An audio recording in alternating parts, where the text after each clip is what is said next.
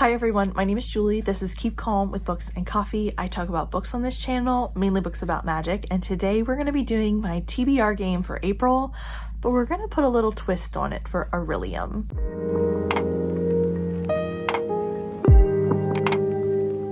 Hi everyone. So I thought I was going to be taking April off readathons, and I still am going to be doing them kind of casually, but I wanted to honestly, I watched G's announcement video for Orilium and I saw that there were dragons involved. So that was the push I needed to kind of casually figure out a way to participate in this readathon, because I usually cover enough prompts to do a calling of some kind, and I haven't participated in a while, so I don't really remember where I was in like the process of having a calling. So we're just gonna pick one this time. So I have adjusted my game in order to kind of cover some of these prompts. So we'll get to that in just a second. The other things that are on my radar this month, the 72-hour Fablin readathon that is happening in April, and I will have the announcement video linked down below for that. I'm one of the official sprinters for that, so we're going to be hanging out and reading as much as possible that weekend, and the more books we submit, the more options for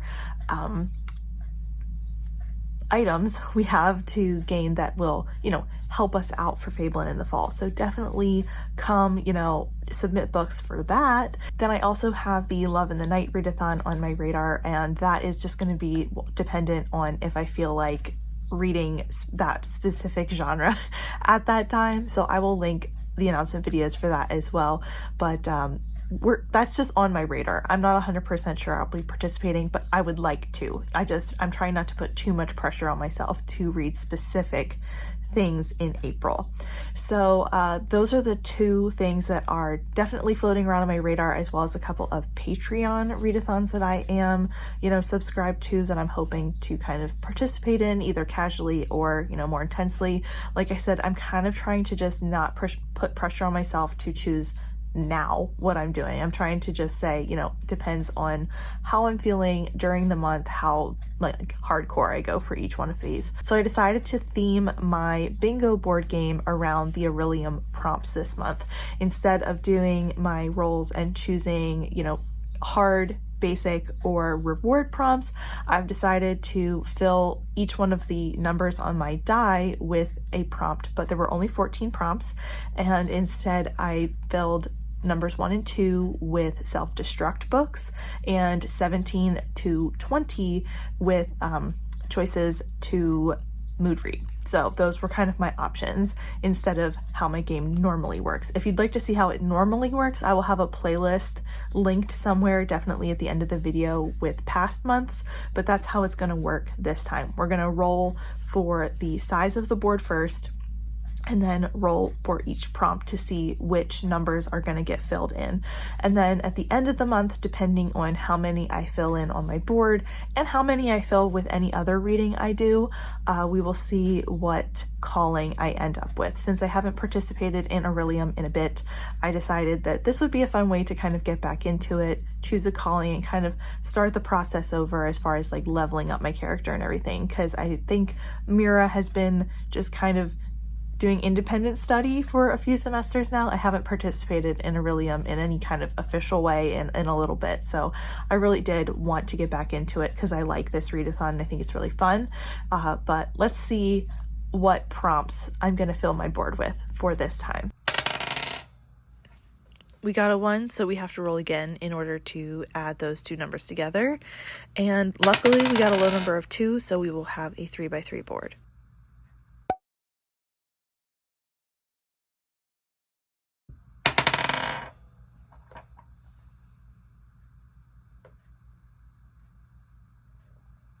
So my first roll of 3 ended up being the Alchemy prompt, which is an all capitals book title, and my top choice for this is Netherford Hall by Natanya Barron, and this is an arc I currently have that I didn't read in time for the release, so I would like to work on reading it.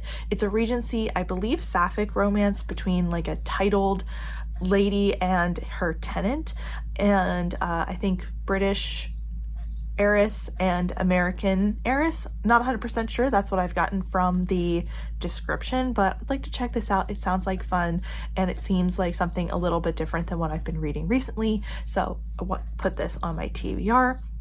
I also have a bunch of other books that are on my physical TBR that work for this, so I will put a few of them here that if I ended up not reading this, I do have some other options that I could possibly fill in with for this one.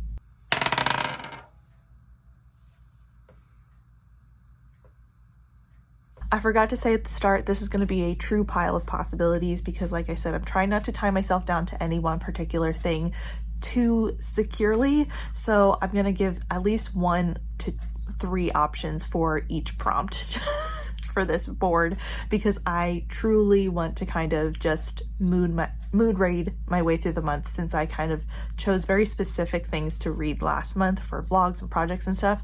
I'm trying to give myself a little bit of breathing room after 3 months of pretty intense readathons. Number 10 is Word from the Last Book Title, and I truly don't know how to pick this because I cannot pick it right now because the last book that I finished was a 1-word title and it was like a fantasy word in the title. So like that's not gonna work. So if I pick it now, I don't even know where I would come up with something to read it, but we are gonna pick this as we go along. I'm thinking of things like blood, crown, title, things like that. I could possibly work out within my TBR, but I have to read something else before I pick this book because it's simply not going to work if I use the one that I just read, which was this one. I'll tell you, like, I don't know where I would go from here. I mean, I could choose part of the word, but if it's the whole word, it's literally fantasy term right here. And that's totally a tease for the vlog that's coming on Sunday, so get ready for that. Number 12 was Inscription, and this was to read the first sentence of 3 books and then choose between them. So I have chosen the 3 books that I'm going to read from, but since I'm going to be vlogging this month, I figure this is probably a fun thing to put in a vlog, so we'll see that later. But I've chosen Half a Soul by Olivia Atwater, Nettle and Bone by T. Kingfisher, and the first book in the Murderbot Diaries by Martha Wells. I have read this one before, but I honestly have no memory of the first book, and I really need to reread them. So it's kind of going to depend if I want to reread, if I want a new book, but I tried to choose 3 pretty different things for this sentence challenge. Next up was an 8, and it was Demonology, a book with a missing person. And for this, I've chosen All Our Hidden Gifts by Caroline O'Donoghue. This is one where someone goes missing after a tarot card reading, I believe. And I've heard really good things about this series, and I've been wanting to try it for a while. I also kind of have a loose goal for the next few months to try most of the YA on my shelves that I haven't read from the author before, because I really don't pick up YA that often anymore, and most of the ones that are on my shelf are ones that I have as part of a series that I'm continuing, whereas there are a few that I haven't read from those authors before, so I'd like to try them and kind of make an effort to pick those up in the near future. So All Our Hidden Gifts is part of that initiative that I'm trying to do, so excited to try this one. Then I rolled a 2, which is a self-destruct book, and I didn't assign specific books for this. I kind of looked through the list and tried to pick a couple of options for this month, and the first one I have here is The Kingdoms by Natasha Pulley. This is one that I got in a birthday box that I ordered kind of as the bookseller would choose books for you, and I gave myself a birthday present by choosing this box, and I got this in there. And I haven't read anything from Natasha Pulley before, but I've wanted to for years, so this one is one that I don't know a lot about, honestly, but I haven't put it on a TBR in a while, so it's going to go on this TBR. And then I also have Her Country by Marissa R. Moss, because since I'm trying to kind of just work on goals, but be casual about reading, I'd like to take the time to read a nonfiction next month, since my goal is to read 4 this year, and I haven't read any of the ones that I kind of was focused on when I made that goal. So this is one that I would like to read next month. I have started it already, but I would like to make progress in it in April. Then I rolled a 5, and this was The Art of Illusion, and for this it was a book that you already planned to read in April, and for this I'm choosing Faithbreaker by Hannah Kaner. I have a buddy read with Brittany and Leandra lined up for April for this, so I'm really excited to get to it, and I already had a plan, so I was really excited when this number came up, because I knew exactly what I was going to pick as soon as I saw this. Then I rolled a 15, which was Restoration, a book that has a over 4-star average rating on Goodreads, or I guess whatever, site you're using. And for this, I chose 2 options. One is a little easier than the other. The first is Death in the Spires by KJ Charles. This is a murder mystery, historically set, most likely queer. I don't know 100%, but that's usually what KJ Charles writes.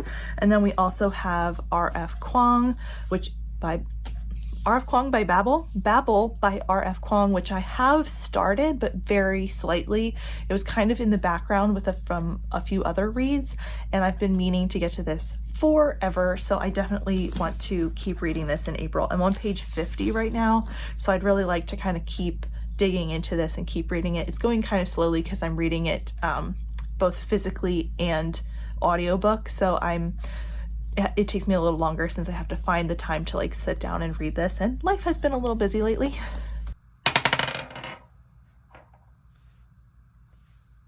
Number 17 is Mood Read, and I'm not going to pick this. I am going to find something that I am in the mood for and read it when I get there. Sometimes I pick something that I think I'm going to be in the mood for ahead of time, but this time we are leaving this open, this space, and it'll be whatever I kind of pick up randomly, what comes in from the library and I want to read it. I'm trying to leave this as open as possible. Then 9 came up, and that is Fruit on the Cover. And for this, I chose 2 things, one of which I guess is a fruit. Well, you'll see.